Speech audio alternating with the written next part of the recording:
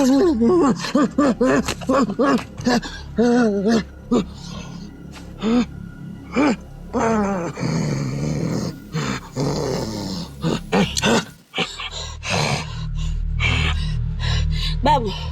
imekuwaje mbona umekuja kwa gazabu hivyo?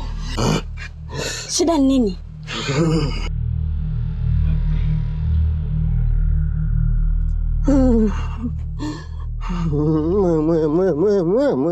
Bakwao imeenda bakwao. Yaani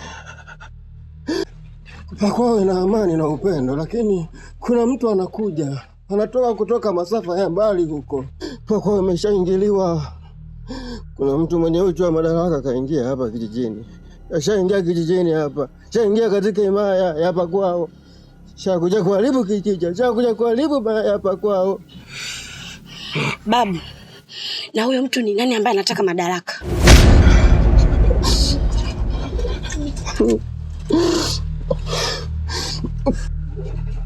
Aba kulubachu balazie. Angekuwa nani tena anataka himaya hapa kwao? Huyu ni Mdoe. Na si mwingine. Mdoe ndo anataka himaya hapa kwao. Hapa imebaki tu Rosajo kuja na tumueleze kila kitu. Kijana wangu ina akili, kijana wangu ina akili sana, ina akili sana. Sasa nataka niwaachie maagizo mumpe Rosajo. Huyo aliingia hapa kijijini, aliingia katika himaya hii kutafuta madaraka, kwa kutafuta nguvu, kwa kutafuta uongozi. Hata upata kwa njia anayoitumia. Lakini mizimu kutoka katika miti ya mababu zetu imemtafuta binti. Ndiye aliyechaguliwa kuwa ndiye awe mlinzi wa himaya hii hapa kwao. Ndiye atakayeilinda hii ardhi hapa kwao. Tushatuma sauti huko, tushatuma mvumo unavuma huko, mvumo wa radi ushamfikia. Rosajo mwambia mtafute popote pale alipo huyo binti, ampatie nguvu na mafunzo. Umenielewa? Ndio babu, tumekuelewa. Sasa ngoja mimi niende. Sawa, tumekuelewa. Ondoka.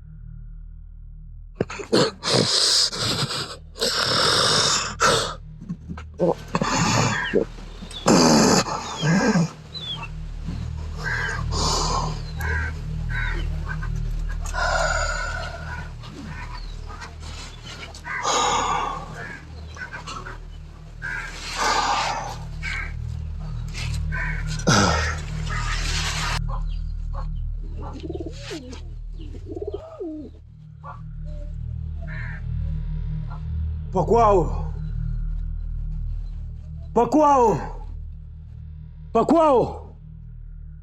Ni wakati wa kutikisika. Ni wakati wa himaya hii kuteteleka. Ni wakati ambao unabidi urudi katika asili yako.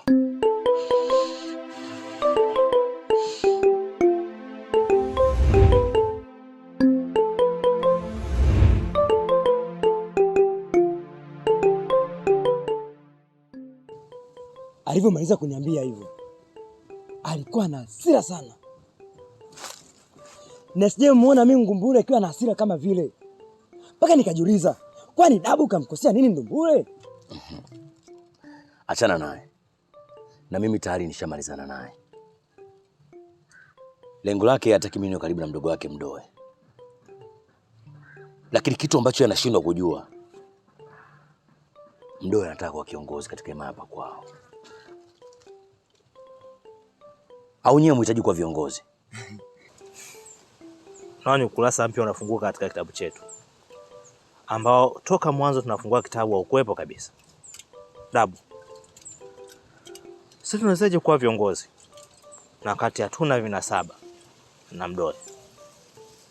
Naona unahitaji kuwa kiongozi au? Dabu, usimalize maneno. Yaani mimi Kalupu nilivyokuwa na uchu na madaraka. Oe Dabu, yaani mimi nataka pale nikishapata cheo kwenye himaya hapa kwao, wanawake wote watakuwa kwangu. Sasa una akili kama za kwangu mimi. Ila wewe Kaimba, kila siku akili zako ni za kushikiliwa. Yaani wewe kila siku ni mtu wa chini tu. Unashindwa kujiongeza? Mdoe, akiwa kiongozi wa himaya hapa kwao, mimi sina mwanaume wake. Ina maana nikimuoa na mimi sinakuwa kiongozi, nitakuachaje wewe? Nitamwachaje Kalupu? Wewe unakuwa msaidizi wangu na wewe tunampa sekta nyingine hapa kijijini. Wote mnakuwa viongozi. Lusajo na Tobo hawajui uongozi na hawajui kuiongoza himaya yetu. Ila sasa ili muweze kuwa viongozi na mimi nipate uongozi, Kalupu, nataka munisaidie niweze kumuoa mama yake Mdoe. Usiogope. Ni lazima sisi ndo tuongoze maya hapa kwao. Usitaka wanawake. Na wewe Kaimba si unapenda uongozi. Lazima tuwe viongozi. Kaimba, Kalupu, niachieni mimi. Kila kitu kitakuwa sawa. Asikia wachali wengi hapa. Tulizeni shamba la mama.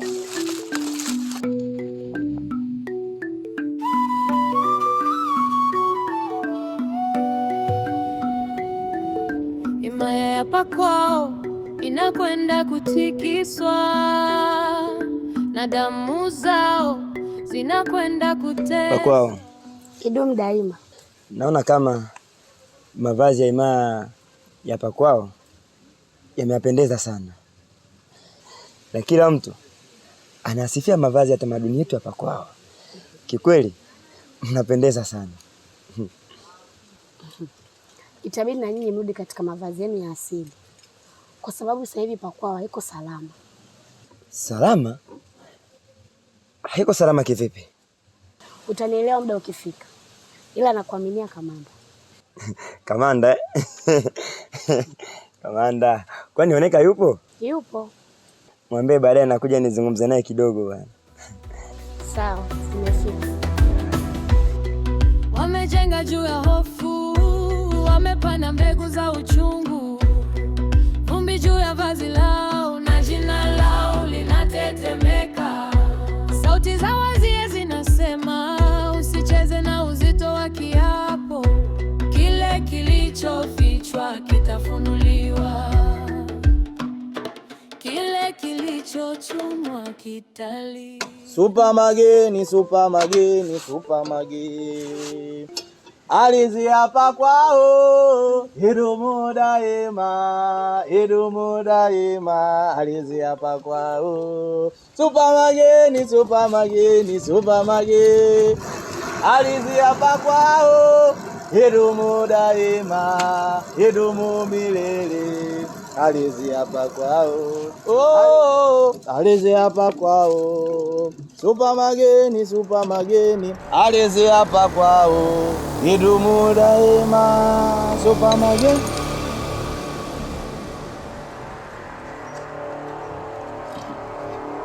Pakwao.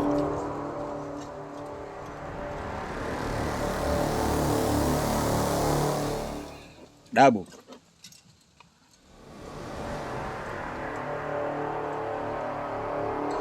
Msimamo wangu mimi uko pale pale. Gumbule, mimi sija kwa ajili ya hayo. Tambua kwamba mimi na wewe ni wanaume. Inabidi tumalizane kiume. Unajua katika hii hali zina himaya hapa kwao, ukizungumzia marafiki walioshibana, unampata Kaimba, unampata Dabu, unampata Ngumbule. Ina maana hata viongozi wakijua kwamba sisi hatuko sawa, ili swala halitokuwa sawa. Unajua familia yangu mimi na wewe haijateuliwa kuwa viongozi, na mimi wala siuhitaji uongozi, ila nahitaji amani yangu mimi na wewe, kwa sababu kiongozi wa hii himaya washachaguliwa, ambaye ni Lusajo pamoja na Tobo. Kwa nini ili hiyo uongozi? Wewe ni rafiki yangu wa muda mrefu. Ukaribu wako una thamani kubwa sana kuliko kitu chochote kile. Naomba tuemalize rafiki yangu.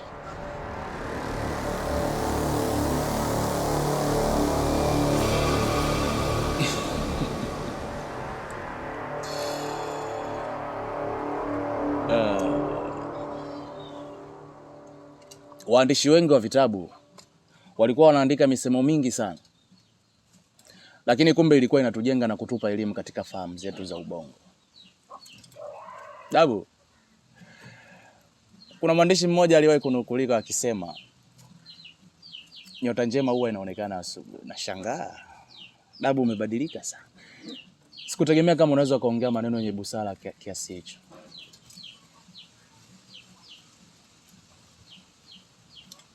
Himaya hapa kwao imeteuliwa kuwa na viongozi wawili tu ambao wenye busara, na ni Tobo pamoja na Lusajo. Watu wengi wanashindwa kutambua kuwa uongozi ni kalma ambao Mwenyezi Mungu huwa anampa mtu ampendaye.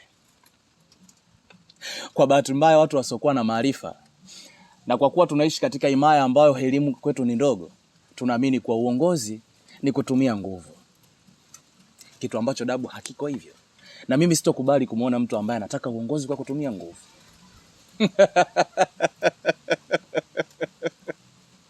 Dabu, umenifurahisha sana rafiki yangu. Dabu. Gugule. Unajua nilikuwa natengeneza kipando changu hichi. Ili niende hapo kwa mzee nani hapo kwa ajili ya kuchukua mahitaji ya nyumbani hapo. Sasa leo naomba nikuendeshe ili turudishe urafiki wetu wa zamani.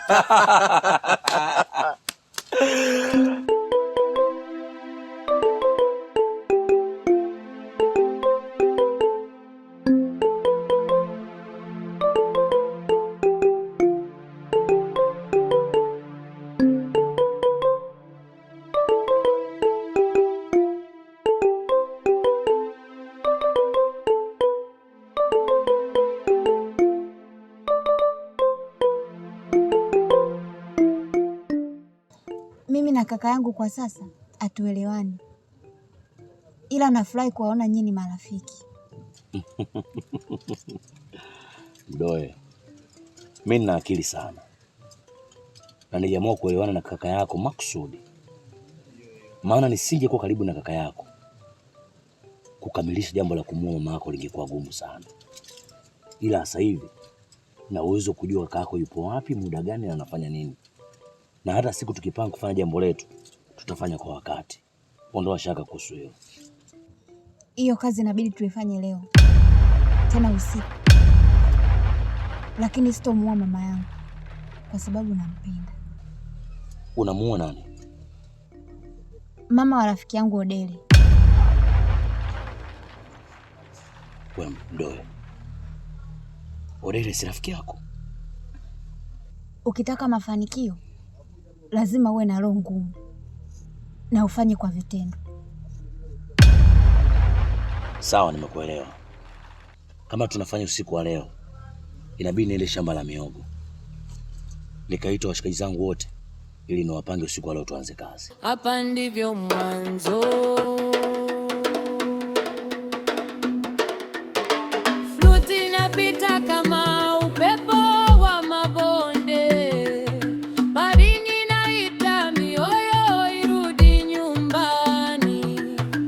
Mara ya mwisho sikiliza vizuri. Nguvu huisha, madaraka huanguka. Agano la damu, agano la damu. Lelelelele. Agano la damu, agano la damu. Sasa ule wakati ambao tulikuwa tunausubiria muda mrefu hatimaye umefika. Muda wa kwenda kuanza kazi ndio sasa hivi. Sasa usiku wa leo inabidi tuanze kazi. Nadhani tumeelewana. Kwa nataka kuniambia usiku wa leo ndio usiku wa kitambaa chekundu kutawala? Mpango ulishabadilika muda mrefu sana, ila ni mimi tunaisahau nye kuambia. Dabu, kwani umeonyesha kwamba nani anatakiwa wawe sasa? Inabidi tumuue mama yake Odele.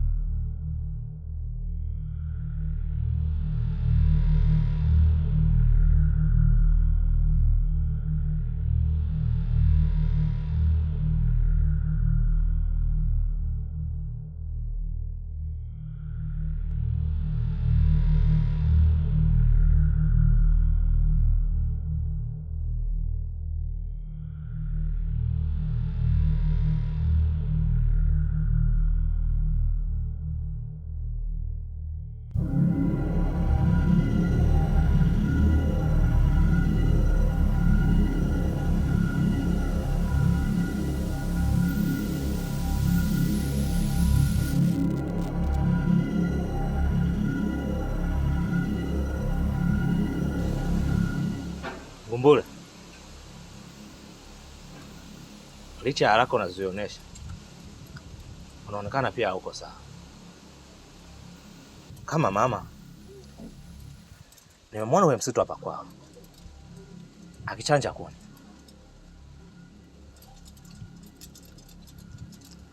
Vipi? Kuna tatizo lolote? Kaimba, mimi nahisi kichwa changu chenye upala kimebeba mzigo mzito wenye misumari.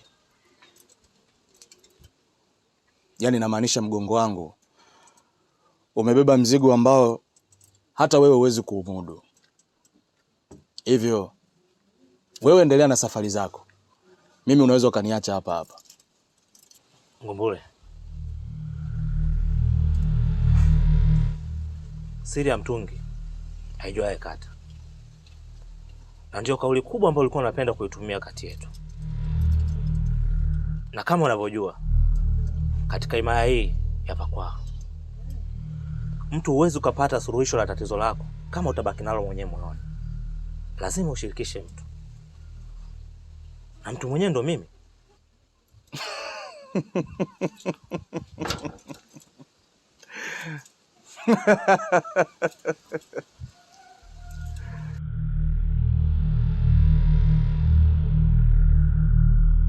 Kaimba,